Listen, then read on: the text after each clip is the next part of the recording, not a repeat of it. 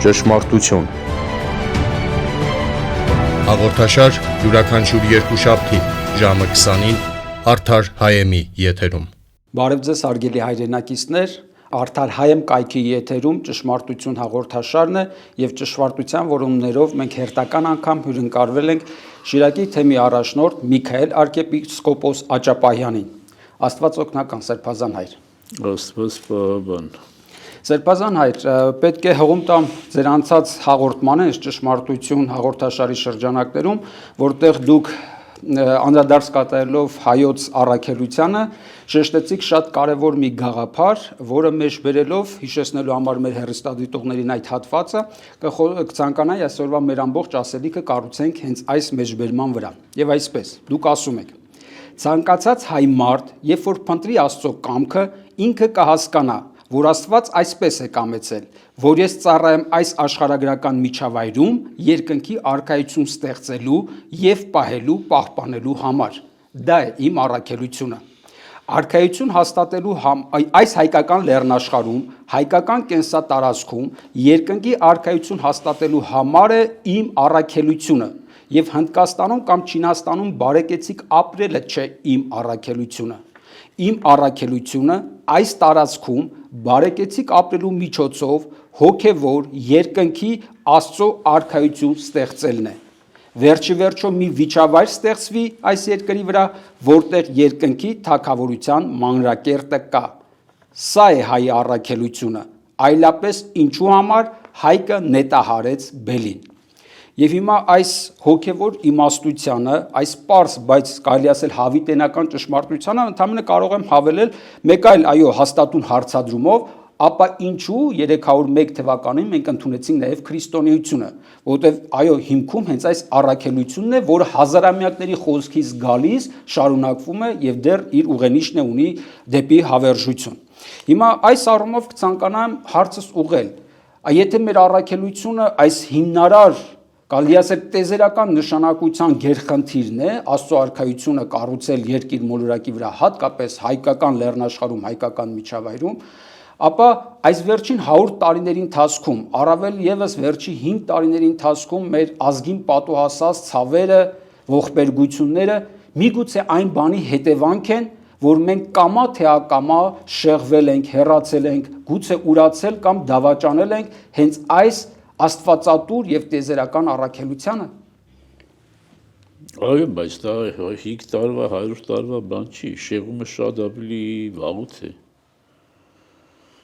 Շեղումը շատ ավելի վաղուց է տեղի ունեցել։ Այդպես որ 100 տարի առաջ կամ 5 տարի առաջ կամ 7 տարի առաջ շեղումը շատ ավելի շուտ է տեղի ունեցել։ Եվ մնայուն եղել է շեղում, շտկում, եւ ամեն մի շտկումը բավարար չի եղած շեղումը ամբողջական սրբագրելու համար, դրա համար գնալով շեղման հետագիծը մեծացել է, շեղման ուրեմն անկյունը մեծացել է, անկյունային մեծությունը մեծացել է։ Եվ հիմա երևի թե ամենավատ վիճակում ենք այդ պատճառով,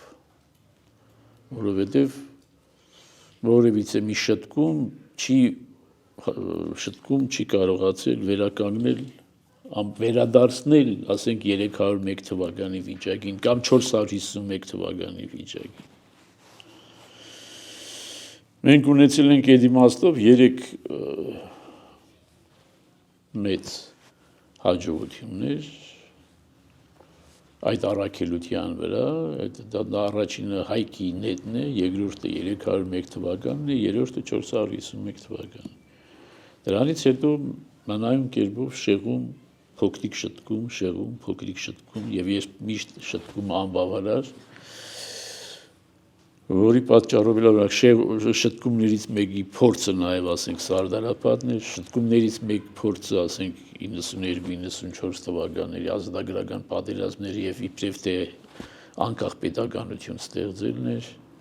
բայց ոչ մեկը չեղավ բավարար այդ առաքելության ուղեգից բերելու համար, այլ փորձեցին իմիտացիա ստեղծել, որ վերադառնում ենք այդ առաքելությանը չվերադառնալով։ Եվ հիմա շեղումը շատ մեծ է եւ շատ ավելի դժվար է վերադառնալ այդ 451 թվականի վիճակին կամ 301 թվականի կամ առավել եւս հայկի շատերի համար ծիծաղելի էլ կլինի ասածս իհարկե որովհետև այնքան են շեղված որ ուրեմն նման է Զատկի կղզու բնակիչների մոդեցմանը գիտեք Զատկի կղզու բնակիչներին երբ որ չգիտեմ քանի 100 կամ 1000 տարի հետո հոլանդացիները առաջին անգամ տեսան Զատկի հասկացան որ Զատկի կղզու բնակիչները կարծում էին թե իրենք աշխարհն են իրենցից դուրս աշխարհ չկա որովհետև իրենք մոռացել էին որ գոյություն ունեն այլ մարդկության այլ խմբավորումներ կա իրենք կարծում էին թե ամբողջ աշխարհը այդ մի կղզին է 4 կողմը օվկիանոս է եւ միակ բնակիչները իրենք են հիմա հայերի շեղված հայերի մոտեցումը այնքան են շեղվել որ իրենց տեսադաշտից հորիզոնից լրիվ դուրս է եկել իրենց առաքելությունը Հետևաբար այդպիսի մարդուն բացատրել իր առաքելության մասին ծիծաղելի է իր համար Սրբազան որքան էլ այո կգտնվեն այդպիսի մարդիկ, որոնք իրոք շեղված տեսակետից չէ, իրենց դիրքերից չեն կարող գնահատել եւ արժևորել ձեր այս հավիտենական կարելի ասել խոսքերը հայոց առաքելության մասին, բայց այս խոսքերը մեր սրտում բավականին խորքային արձագանք գտավ եւ դրա համար դարձյալ մենք հյուրընկալվեցինք ձեզ մոտ հենց այս հարցադրումների բարձրաձայնմամբ առավել եւս մոտակա 1 ամիսը մենք կնվիրենք հենց հայոց առաքելությանը տարբեր դիտակետերից ձեր նշած եւ Սարդարապետի դիտակետից եւ Հայկ Նահապետի նորօրյա հաղթանակից եւ հայոց ազատագրական պայքարի մի նոր շրջափուլից այս համատեքստի մեջ այո կդիտարկենք այս հարցը բայց հիմա ես կարևորում եմ այո դուք նշեցիք Հայկ Նահապետ որպես այսպես հանգույցային կետ քրիստոնեության ընդունում որպես հանգույցային կետ բայց հենց այս ձեր շեշտադրումը կապված հայոց առաքելությանը մենք դիտարկում ենք ներկա 3-րդ հազարամյակը 21-րդ դարը որպես նորից մի նոր հանգուցակետ որտեղ կարող է հայոց առաքելության այսպիսի ձևակերպումը որ դա Աստծո արքայության կայացումը պետք է լինի երկիր մոլորակի վրա եւ մասնավորապես հայկական լեռնաշխարհում կարող է դառնալ հայոց ազգի համակեցական կյանքի եւ պետականաշինության այդքան շատ որոնված գաղափարախոսությունը հիմնական շեշտադրումը եւ մեր հիմնական ասելիքի որոնումը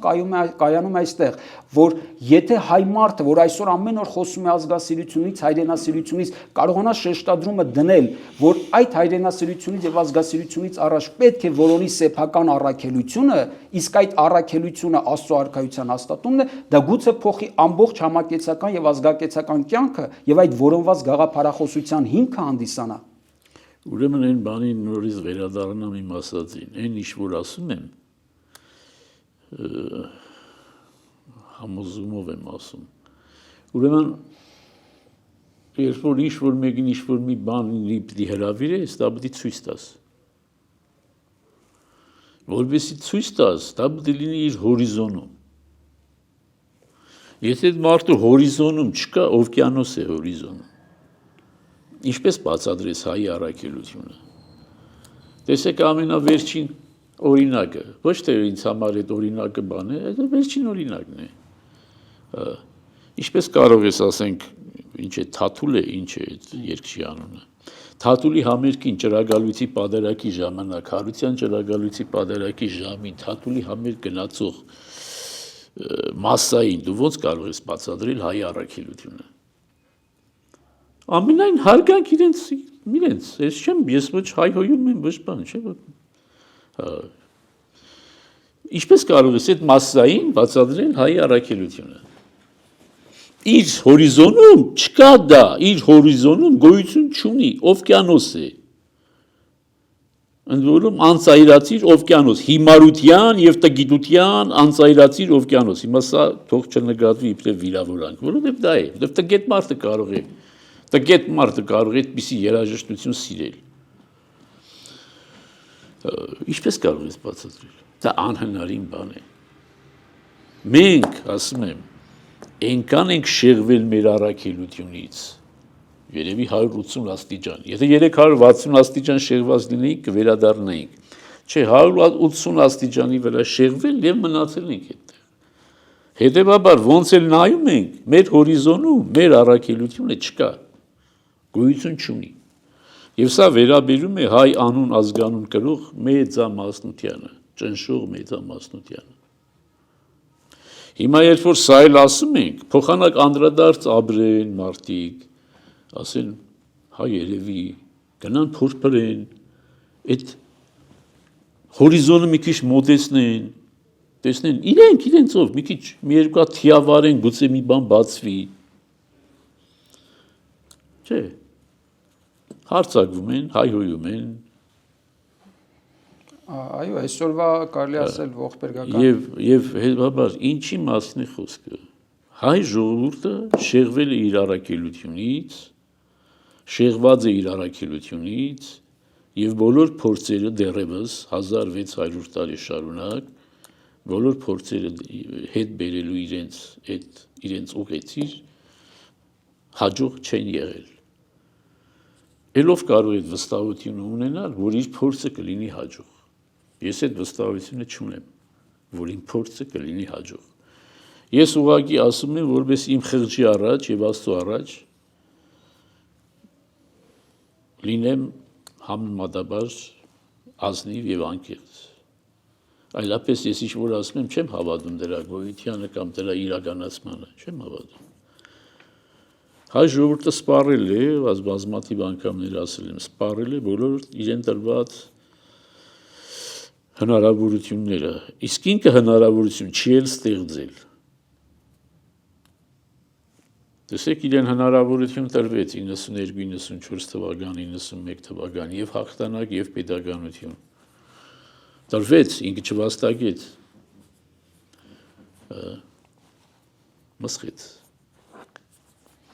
Մսխեց ամենաանփույթ, ամենաանպատասխանատու, ամենախայտարակ ձևով, ինչով որ հնարավոր էր մսխել։ Ես ուրիշ ժամանակ ասել եմ, չէ, օրինակներ տվել եմ։ Այդ նույն, ասենք, Արցախյան ազատագրական շարժման զուգահեռ ուրիշ շարժումներ էլ սկսեցին, չէ, տարբեր աշխարհի տարբեր վայրերում։ Կոսովո, Աբխազիա, Հարավային Օսեթիա, Հարավային Սուդան, Արևելյան Տիմոր։ Միակ ձախողված դեպքը մեր դեպքն է։ Մնաց մյուս բոլորը հաջողված դեպքեր են։ Չէ՞։ Մյուս բոլոր դեպքերը հաջողված դեպքեր են։ Սրանք բոլորը, այսինքն իրենք միավորումներ էին, կազմավորումներ էին, որոնք պայքարում էին անկախության համար եւ անկախություն ստացան։ Միակ ձախողված, ոչ միայն ձախողված, ձախողված բառը շատ, այսինքն մեղմ բառ է բնորոշելու համար այն, ինչ որ մենք արեցինք։ Սա նույնիսկ չես կարող նմանացնել, ասել, գիտես, քո մատով քո աչքը հանել, դրան էլ չէ։ Քո ձեռքի կացինով քո գլուխը կտրելուն է նման։ Եվ դրանից հետո էլ խելքի չգալ, դրանից հետո էլ հարը շարունակել անհոգ կյանքը, որ ինչ է եղել, որ եւ սրանից հետո դեռ մտածել, որ ինչ-որ բան շտկվելու է եւ ինչ-որ բան շտկելու մենք ունակ ենք լինելու։ Այո, ես ասել եմ առաքելությունը, հայ առաքելությունը որն է։ Բայց հայությունը այսօր չունի այդ ներուժը, ներունակությունը, կարողությունը, գիտակցությունը վերադառնալու իր առաքելությանը։ Եվ դրա փոխարեն ինքը հիմա սկսի էլի հայոյել, քարգոծել եւ այլն, որովհետեւ իրեն ոսոր թե համարի, որ իրեն վիրավորել ենք, որովհետեւ ինքը ճրագալույցի պատարակի փոխարեն գնացել է Թաթուլի համերգին։ Ինչպես կարող է հայ մարդը հարության խորհուրդը ստորադասել ինչ-որ կլկլոցի հետ։ Սա ոնց կարող ես բացատրել։ Սա բացատրելի բան է։ Բայց սա օբյեկտիվ իրականություն է, որի հետ չես կարող չառնչվել եւ չես կարող հաշվի չառնել։ Եվ իրավունք չունես հաշվի չառնելու։ Եվ եթե դեմոկրատական երկրում ես գտնվում եւ մարդիկ ազատ են ամեն ինչ անելու, այդ մարդիկ էլ ազատ են ցույց տալու, որ իրենք չեն ուզում վերադառնալ հայկական առաքելության։ Իսկ բռնի բերել դեպի առաքելություն, սա անհնարին բան է, մեկ, երկրորդ, Աստծո ծրագրի մաս չի կազմում։ Աստված բռնությամբ չի գործում մեզ հետ, որ մենք ինքներս Աստծո ծրագիրը բռնությամբ իրականացնենք։ Ոչ մի Աստծո ծրագիր հնարավոր չի բռնությամբ իրականացնել։ Աստծո ծրագիրը հնարավոր է իրականացնել ազատ ընտրությամբ, ազատ համոզումով, ազատ ինքնազոհությամբ, ազատ ինքնանահատակությամբ, ամեն ինչ ազատությամբ։ Այդ բոլոր մարդիկ ազատորեն պետք է ունենային ազատությունը թաթուլի համեր գնալու, բայց իրենք պիտի նախընտրեին գնալ ջրագալույցի պատարագի։ Այդ կլիներ առաքելության վերադարձ։ Ոչ թե հիմա շատերը կարող են ասում, պետք է արգելեիք համեր կեդորը, պետք է թույլ չտայիք, ոչ, այդպիսի բան չկա, ոչ մի բան էլ ոչ պետք չի արգելել։ Այդ համերգը թող լիներ, թող այդ համերգի տոմսերը դրվեին վաճառքի, բայց առնող չլիներ։ Որովհետև այդ օրը ջրագալույցի սուրբալության ջրագալույցն էր։ Նույնիսկ եթե մարդիկ կան, որ գերադասում են այդ երաժշտության այդ տեսակը, հա, պետք է ասեին, ուզենայի գնալ, բայց շատ ափսոս, որ այդ օրն է դրված, չեմ կարող գնալ, պետք է պատարագի գնամ։ Հիմա սա, ինչ որ ասում եմ, բնավ կրոնականության, մոլեռանդության, ֆանատիզմի, տերդերականության, ինչով որ վախեցնում են, սարսափեցնում են ժողովրդին, այդ կապ չունի։ Սա կապ ունի ընտրության հետ, առաքելության, գիտակցության հետ, Աստծո կամքի փնտրտուքի հետ։ Հիմա, եթե կա հնարավորություն, Աստծո կամքը, եթե դու ուզում ես փնտրել, որտեղ պետք է փնտրես, թաթուլի համերգին։ Հնարավոր է թաթուլի համերգին գտնել Աստծուն։ Իհարկե ոչ։ Կարծես թե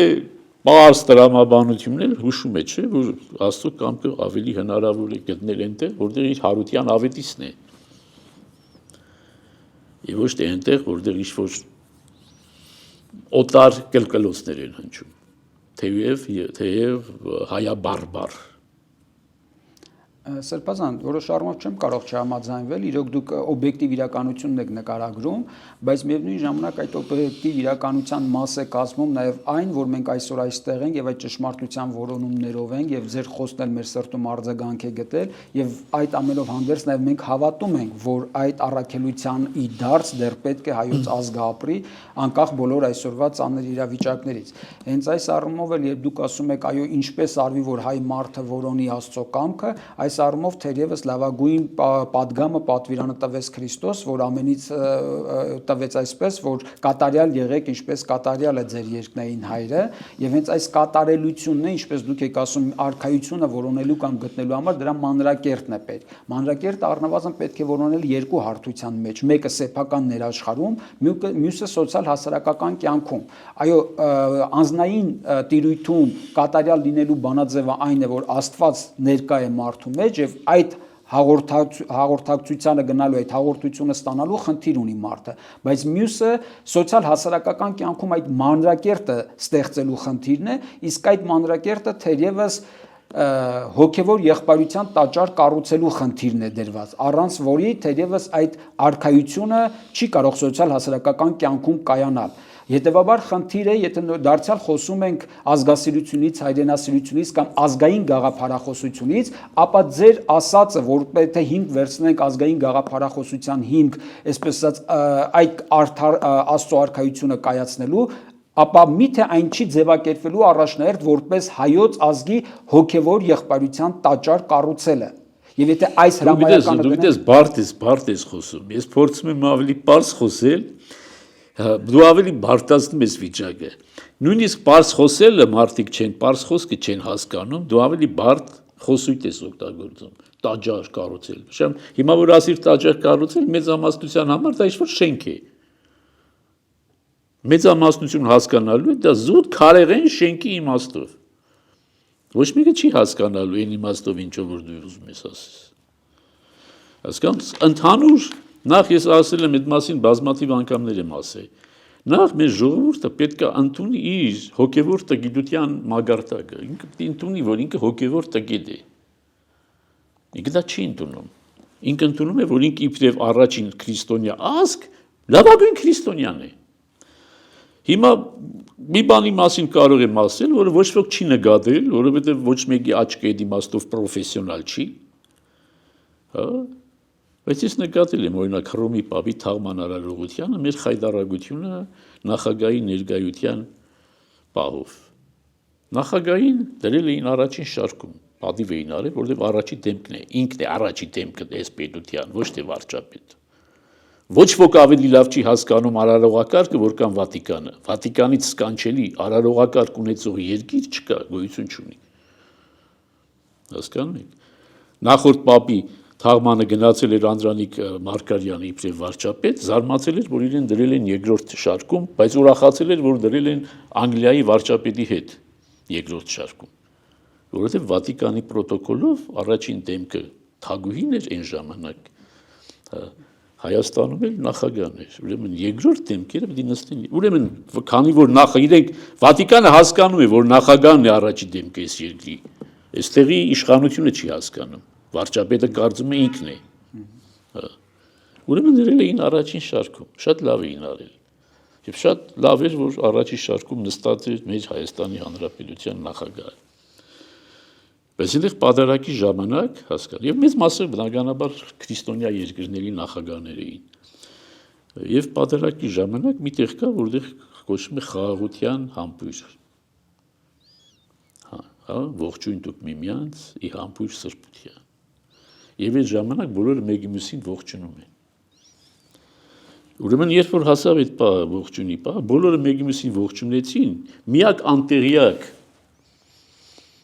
չգիտի թե ես ինչ է տեղի ունենում մարդը, եթե նայեք, գնացեք նայեք, տեսեք, միակ անտեղյակ մարդը, թե ինչ է կատարվում,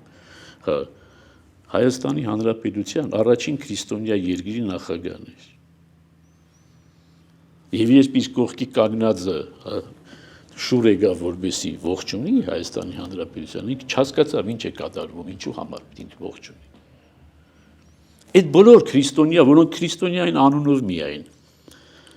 Նախագահները գոնե հասկանում են այդ կամ բանը, թե այդ պատարագի ժամանակ ինչ է տեղի ունենում։ Չեն իրանք էլ չեն գնում պատարագին, այդ չի որ նրանք կոդորում են իրենց պատարագի գնալու։ Հա, բայց հասկանում են, գոնե գիտեն ինչ-որ գիտելիք ունեն, նվազագույն գիտելիք ունեն այն քրիստոնեական ժառանգությունից, որը իրենցն է։ Մերոնք բացարձակ չունեն։ Եվ ուրեմն պրոֆեսիոնալ աչքը, որ կարող է դիտել, տեսնել այդ Հայաստանի Հանրապետության խայտառակությունը, որ նախագահը չգիտի,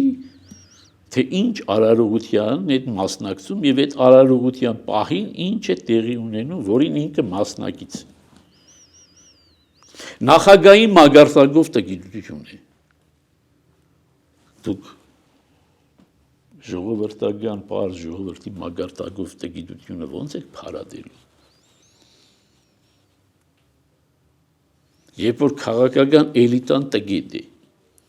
եւ երբ որ ասում ես քաղաքական էլիտա, դու տգիտ ես, ասում են սրբազանը խոսույթ է օգտագործում, քաղաքական մեկ, երկրորդ վիրավորում է մեզ, երրորդ ինքը իրավունք չունի այդպես խոսելու,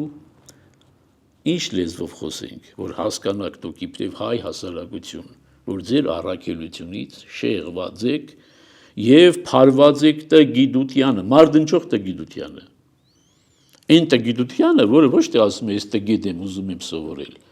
հա, այլ հակառակը, որ ասում է, ով ասեց, որ տգիտ եմ։ Չէ, մի հատ խոսք կա, չի ասում է, հիմարին ինչքան ուզում ես բացատրի, ինքը ամեն ինչ գիտի։ Չէ, պիսի արդայդություն կա, չէ։ Հիմա նույն վիճակում ենք հայտնվել։ Հիմարին ինչքան ուզում ես բացատրի, ինքը ամեն ինչ գիտի։ Կարելի է այդ առաջին քրիստոնյա երկրի ղեկավարը այդ աստիճան լինի անտեղյակ։ Գնացեք դիտեք կադրերը, գոնե մի անգամ սրբազանի աչքերով, պրոֆեսիոնալ աչքերով,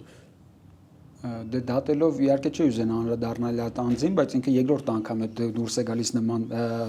թերությամբ դրսևորում իրեն այդպիսի արարողական։ Ինձ համար դա ցավ է, ինձ համար ուրախություն չի։ Ես չեմ ուրախանում, որ գիտեք, ինչ նախագահը գնացել է եւ խայդարակվել։ Ինձ ուրախանալու բան չի։ Բայց ինքը կարող էր չի չխայդարակվել, եթե լիներ իր առաքելության ծիրի մեջ։ Եվ այստեղ խնդիրը Ինչն է խանգարում լինել քո առաքելության ծիրի մեջ։ Տնաշեն դաշնամուր նվագել գիտես։ Գիտի չէ դաշնամուր։ Դաշնամուր նվագել գիտես։ Է դժվար է։ Եկեղեցական որոշակի նվազագույն, գիտե քրիստոնեական նվազագույն գիտելիքներ ունենալ։ Չհավատալով, մի հավատա, չես սուում հավատալ, մի հավատա։ Քրիստոս չի հարություն առել, լավ չի հարություն, Աստված չկա, օքեյ, Աստված չկա քեզ համար։ Բայց գոնե իմացի։ Հասկանում եք, տարբեր բաներ են։ Երբ որ մենք այս բաները խոսում ենք, կարծում ենք, թե մենք ուզում ենք բոլորին բերենք ունես կրոնականության բանի, ոչ։ Իմացեք, որ այդ ճշմարտությունը, գիտություն, այդ գիտելիքի, այդ ճշմարիտ գիտելիքը կարողանա ձեզ փրկել։ Որովհետև այն սխալ, լեցուն, այն աղբը, որ գիտեք, որ կարող եք եւ չիմանալ, եւ ոչ մի բան ձեզ չեր լինի։ Այդ կանը, որ գիտեք, ճշմարիտ գիտելիքը ինչ չգիտեք, ճշմարիտ մաքուր ջուրը, այդ կան ինչ որ կեղդաջուր խմել եք, ունեք եւ այլն, մի քիչ էլ մի բաժակել մաքուր ջուր։ Այս գիտակցությունը ցանկացած հայի մոտ եթե չկա, այդ հայ իր առաքելությունից շեղված է։ Հիմա ես էլ մի ուրիշ ասպեկտի անդրադառնամ, այդ չի նշանակում, որ բոլոր հայերը սուրբ պետք է լինեն կամ բոլոր հայերը կարող են սուրբ լինել։ Չէ, բայց այդ սրբության գծի շուրջ պետք է լինեն։ Հասկանում ես։ Եթե շեղվեն էլ միշտ պետք է վերադառնան դեպի այդ սրբության գիծ։ Շեղվան, ձախ վերադարձան, alt շեղվան, էլի վերադարձան։ Բայց ոչ թե մնայուն կերպով հեռանալ, անդարձ, հեռանալ, անվերադարձ, հեռանալ, առանց հետ նայելու։ Սրբազան, հիմա դուք արդեն այդ հետ դառնալու առանցքը ուղին ցույց եք տվել ձեր այդ հայտարարության մեջ։ Դե չկա։ Համբերենք, Սրբազան, համբերենք, որովհետև մեր այս հաղորդումը եւ հաղորդարների շարքը, որ պետք է նվիրենք, հենց ցուցանելու են նաեւ այդ ուղին, եւ եթե դուք խոսեցիք այս ամբողջ թերությունների մասին, մեկ անգամ էլ պետք է փաստենք, որ այդ շեղվածության հետևանք է, բայց միևնույն ժամանակ խոսեցիք առաջին քրիստոնյա պետություն լինելու մասին, ես հիմա վերջին հարցադրումը։ Այդպես են իրենք ներկա ամենտեղ իրենք այդ ներկա դարձրել են Հայաստանի բրենդը, հա, եւ ամենտեղ այդ բրենդով խայտարակում են։ Այո, ես խնդիրը այստեղ ես Իրենք կարծում են թե դա իրավունք է, իրավունք չի, տղա ջան, դա պարտականություն է։ Դու ուրեմն պետք է այդ մագարտակին լինես։ Դու սահմանում ես այս բարձր նշածողը, ման ես գալիս շրիշակի մագարտակին։ Չես կարող։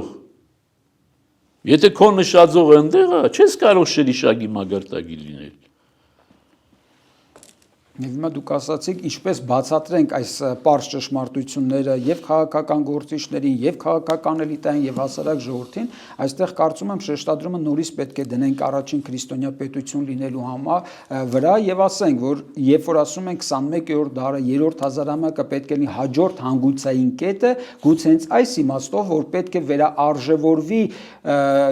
քրիստոնեական հիմքի վրա պետականություն կերտելու այս գաղափարը եւ այդպիսի պետականություն կերտելու գաղափարի հիմքում դարձյալ պետք է դնենք ձեր ասածը որպես Աստծո արքայությունը կառուցելու առաքելություն այս ազգի համար այդ պարագայում գուցե հենց փոխվի նաեւ քաղաքական բանաձևերը այսինքն